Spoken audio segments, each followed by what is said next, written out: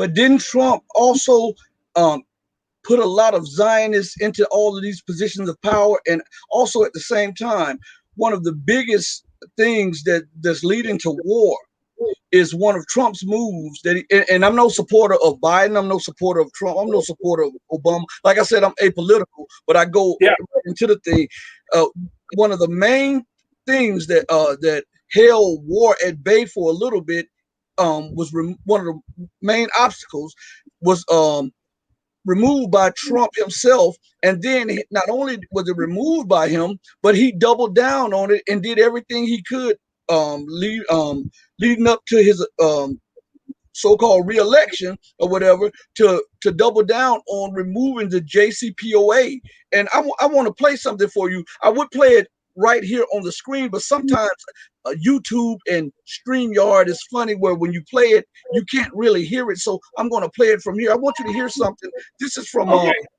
John Kerry Go when he was ahead. Secretary of State Yeah. in 2015. I want to play this real quick. Yeah. So Kerry turns out to not be a good guy, I'm sorry to say. I know it. I know it. I know he. Yeah. I'm going to try to play it for you. 1 second. They mastered the fuel cycle. Can you hear it? Yes. People say, oh my gosh, I'm worried about what happens in year 15 or 20, then they become a nuclear threshold nation. Folks, they are a nuclear threshold nation today. They became that. And they became that while we had a policy of no enrichment. A country that's mastered the fuel cycle. People say, oh, get the 5+1 together again and negotiate a better deal.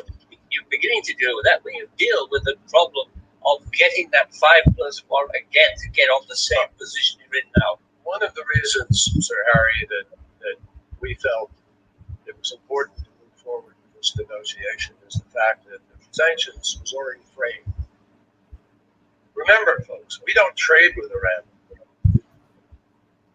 We have a primary embargo. And by the way, the primary embargo will stay. But if everybody thinks, oh no, we're just tough, the United States of America, we have our secondary sanctions, we can force people to do what we want. I actually heard that argument this morning. I've heard it from a number of the organizations that are working that are opposed to this agreement. They're spreading the word. America is strong enough. Our banks are tough enough. We can just bring the hammer down and force our friends to do what we want to do. Well, look, a lot of business people in this room. Are you kidding me? The United States is going to start sanctioning our allies and their banks and their businesses because we walked away from a deal and we're going to force them to do what we want them to do even though they agreed to the deal we came to? Are you kidding? That is a recipe quickly, my friends, for them to walk away from Ukraine to go where they are already very dicey and ready to say, well, we've done our bit. They were ready, in many cases, to say, well, we're the ones paying the price for your sanctions. It was Obama who went out and actually put together a sanctions regime that had an impact. I went to China. We persuaded China, don't buy more oil. We persuaded India and other countries to step back. Can you imagine trying to sanction them after persuading them to put in place sanctions to bring Iran to the negotiating table? And when they have not only come to the table, but they made a deal, we turn around and nix the deal and then tell them you're going to have to obey our rules on the sanctions anyway. That is a recipe very quickly, my friends, business people here, for the American dollar to cease to be the reserve currency of the world, which is already bubbling out there. Now, stop that right there.